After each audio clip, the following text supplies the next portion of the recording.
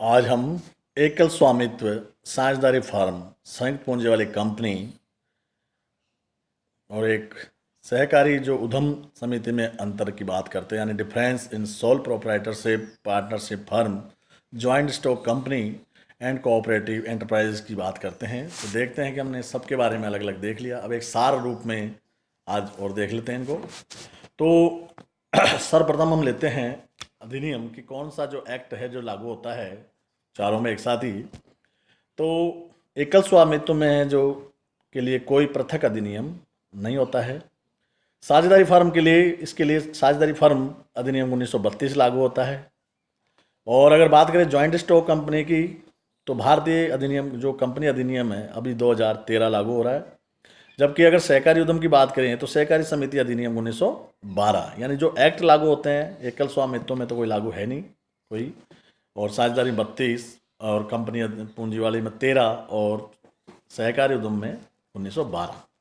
सदस्यों की संख्या की बात करें तो एकल स्वामित्व में तो जैसे नाम से ही प्रतीत होता है कि एक ही व्यक्ति इसका स्वामी होता है। साझेदारी फर्म में बात करें तो न्यूनतम सदस्यों की संख्या 2 है, अधिकतम की बात करें तो 20 है, और अगर बैंकिंग व्यवसाय है तो 10 है।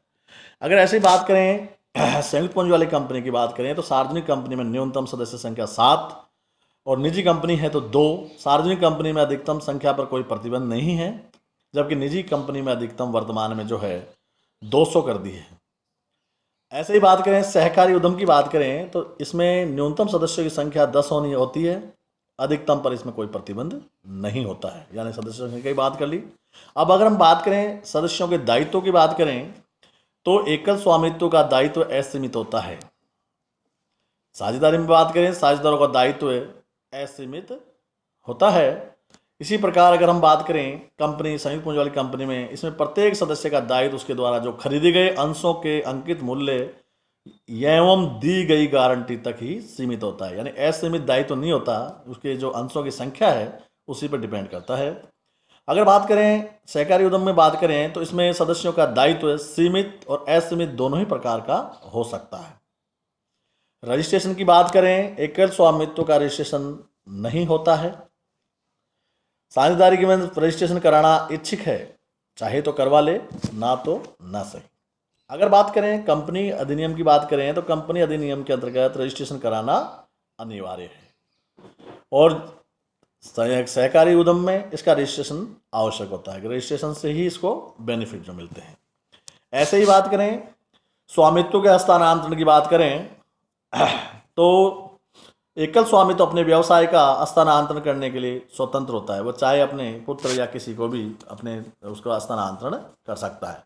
साझेदारी में साझेदार अपने हित का हस्तांतरण नहीं कर सकता, अगर करते हैं तो उनकी सहमति से या फिर वो साझेदारी ही समापन हो जाएगा। इसी प्रकार अगर कंपनी के पार्षद सीमा नियमों की व्यवस्था के अनुसार सदस्य अपने हित का स्वतंत्रतापूर्वक हस्तांतरण कर सकते हैं, यानी यूँ कहें कि सार्वजनिक कंपनी में तो कर सकते हैं लेकिन निजी कंपनी में नहीं कर सकते। जबकि सहकारी उद्यम की बात करें कि स्वामित्व हस्तांतरण सदस्य सहकारी संगठन में सदस्य अपने हित का स्वतंत्रतापूर्वक हस्तांतरण कर सकते हैं, कोऑपरेटिव में तो कर सकते हैं। जबकि बात करें संचालन में भाग लेने की बात करते हैं तो जब एकल स्वामित्व स्वयं ही संचालन और नियंत्रण करता है, इसलिए ये तो उसमें भागीदार रहता ही है। साझेदारी की बात करें तो प्रत्येक साझेदार को व्यवसाय के संचालन में भाग लेने का अधिकार होता है।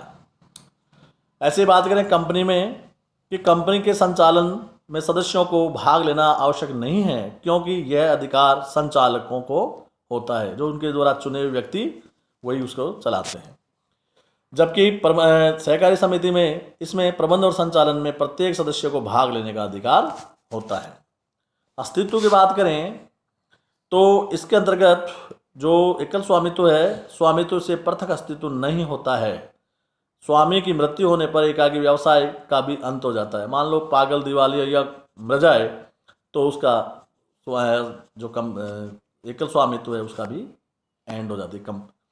साझेदारी का अस्तित्व भी साझेदारी से पृथक होते ही नहीं होते हैं, अतः किसी साझेदार की मृत्यु होने पर साझेदार फर्म का अंत हो जाता है।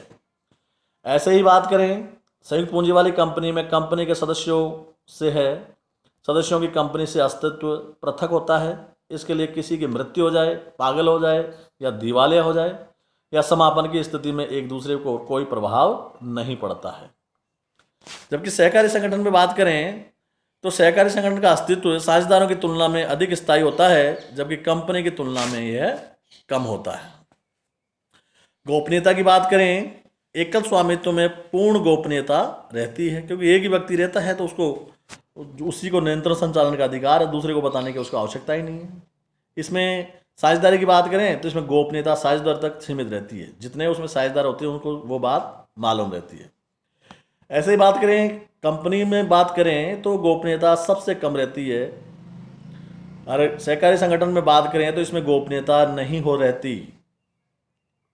जो व्यक्ति हैं उसमें निश्चित ही उनमें प्रलेख तैयार करने की बात आती है तो एकल स्वामित्व में इसकी स्थापना के समय किसी प्रलेख को तैयार करने की आवश्यकता नहीं होती है। जो दुकान, जो भी व्यवसाय, जो ब्यूटी पार्लर, जो भी कुछ खोलना है तो अपना निर्णय लिया, पैसे लगाए और कार्य स्टार्ट किया। कहीं इसकी ज़्यादा लीगल वैधानिक कार्रवाई इनकी आवश्यकता नहीं होती है।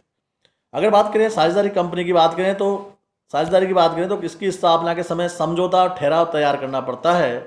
यह लिखित और मौखिक हो सकता है। यदि समझौता नहीं होता है तो साझेदार अधिनियम के अंतर्गत नियम लागू होते हैं।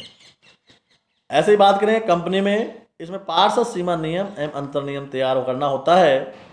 अंतर्नियमों के अभाव में तालिका जो ए है वो लागू होती है। ऐसे ही बात करें सहकारी संगठन में इसके उपनियम तैयार करने होते हैं, जिसको चलाने के लिए निश्चित ही इनके नियम उपनियम बनाए जाते हैं। पारस्परिक संबंध की बात करें तो एकल स्वामित्व में यह व्यवसाय का स्वामी होता है, इसलिए पारस्परिक संबंध की तो बात यहाँ लागू ही नहीं होती है, क्योंकि दूसरा कोई व्यक्ति ही नहीं है। ऐसे ही बात करें साझेदारी फर्म में साझेदारों का एक दूसरे से पारस्परिक संबंध होता है, क्योंकि प्रत्येक साझेदार फर्म का एजेंट एवं स्वामी दोनों ही होते हैं। संयुक्त पूंजी वाली कंपनी की बात करें तो कंपनी में सदस्यों कंपनी का एजेंट नहीं होता है, जबकि सहकारी संगठन में इसके सदस्य और समिति का पारस्परिक संबंध नहीं होता है कोई। ऐसे ही ऑडिट की बात करें अंकेक्षण की तो एकल स्वामित्व में खातों का अंकेक्षण कराना आवश्यक नहीं है।